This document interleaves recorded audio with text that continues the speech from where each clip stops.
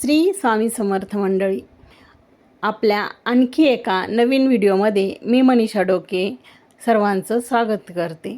तर गॅसवर तवा मांडून घेतलेला आहे। त्या तव्यामध्ये हिरव्या मिरच्या घेतलेल्या आहेत आणि ह्या हिरव्या मिरच्या काय करायचं आहे, भाजून घ्यायच्या आहेत। आता त्यामध्ये काय करायचं, त्यासाठी थोडंसं तेल घालायचं। तेल घातल्यामुळं मिरच्या लवकर भाजल्या जातात आणि हे छान अशा डाग पडेपर्यंत अशा भाजून घ्यायच्या आहेत। त्या तेलामध्ये छान अशा भाजून घ्यायचे। आता आपल्या इथं मिरच्या भाजून झालेल्या आहेत। आपण एका प्लेटीमध्ये काढून घेऊ आणि ते थंड होण्यासाठी ठेवूयात। आता तोपर्यंत मिरच्या थंड होत आहेत तोपर्यंत आपण बाकीची तयारी करून घेऊ। आता इथं मी काय केलेलं आहे, एक छोटी कैरी घेतलेली आहे। तर या कैरीचे काय करायचे, साल काढून घ्यायची आणि तिचा देठाकडचा जो भाग आहे की नाही, त्याच्यामध्ये काय असतं, चिक असतो कैऱ्यांचा। त्यामुळं ही स्वच्छ धुवून घेतलेली आहे मी कैरी आणि ते देठाकडचा भाग कापून घ्यायचा आणि कैरीची साल आहे ना ती काढून घ्यायची। अगदी बटाट्याची आपण साल कशी काढून घेतो तशी कैरीची सालसुद्धा काढून घ्यायची आहे।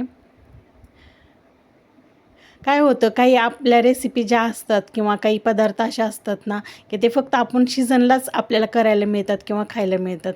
तर आता आपण इथं कैरीची साल इथं काढून झालेली आहे। तर काय करायचं, ह्या कैरीचे छोटे छोटे तुकडे करून घ्यायचे। कारण का आता आपल्याला हे मिक्सरमध्ये बारीक करायची की नाही कैरी, त्यासाठी ते तुकडे करून घ्यायचे आहेत की जेणेकरून मिक्सरमध्ये बारीक होण्यासाठी काही अडचण येणार नाही। मी सर्व कैरीचे असे छोटे तुकडे करून घेतलेले आहेत।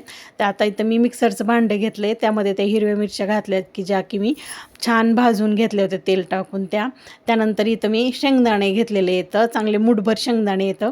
आणि नंतर इथं लसूण मात्र जास्त घेतलं आहे बरं का, मी लसूण घ्यायचा आहे। एक कुडी मी लसणाची छान सोलून घेतलेली होती, तेवढी घातलेली आहे त्याच्यामध्ये। नंतर आपण जी कैरी घेतली होती की नाही चिरून, ती घातली आहे आणि नंतर कोथिंबीर घालायची आहे। खूप सारी अशी कोथिंबीर घेतली मी। नंतर त्यामध्ये मीठ घालायचे आणि हे छान असं मिक्सरला फिरवून बारीक ह्याचं वाटण करून घ्यायचे। तुमच्याकडं जर दगडाचा खलबत्ता असला किंवा पाटावरवंटा असला तर खूपच छान त्यामध्ये वाटून घेतलं तरी चालेल। तरी तर मी मिक्सरच्या भांड्यामध्ये हे बारीक करून घेतलं आहे सगळं वाटण। आणि आता हे काय करायचं आहे, एका प्लेटीमध्ये म्हणा किंवा एका डिशमध्ये हे काढून घ्यायचे।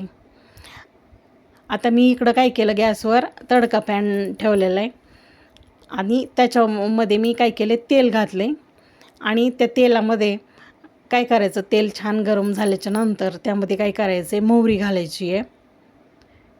मोहरी छान अशी तडतडल्याच्या नंतर त्यामध्ये काय करायचं, जिरे घालायचेत। जिरे मोहरी छान तडतडल्याच्या नंतर त्यामध्ये काय करायचं आहे, कढीपत्ता घालायचा आहे आणि कढीपत्ता घातल्याच्या नंतर त्यामध्ये थोडासा हिंग घालायचा आहे। फोडणीमध्ये थोडा हिंग घालायचा आहे की जेणेकरून आपली फोडणी छान अशी चव येईल। आता ही काय करायचं, ह्या कैरीच्या ठेच्यामध्ये ही फोडणी घालून घ्यायची। अशा पद्धतीने हा कैरीचा ठेचा करून घ्यायचा आहे। हा कैरीचा ठेचा तुम्ही भाकरीसोबत चपातीसोबत खाऊ शकता आणि शिवाय हे सीझनलाच मिळणारी अशी ही रेसिपी आहे किंवा हा पदार्थ आहे। त्यामुळं कैरीचा ठेचा या उन्हाळ्यामध्ये तुम्ही पण करून पहा आणि हो, कसं झालं आहे ते मला कमेंटमध्ये सांगा आणि आपल्या चॅनलला नक्की सबस्क्राईब करा। बाय।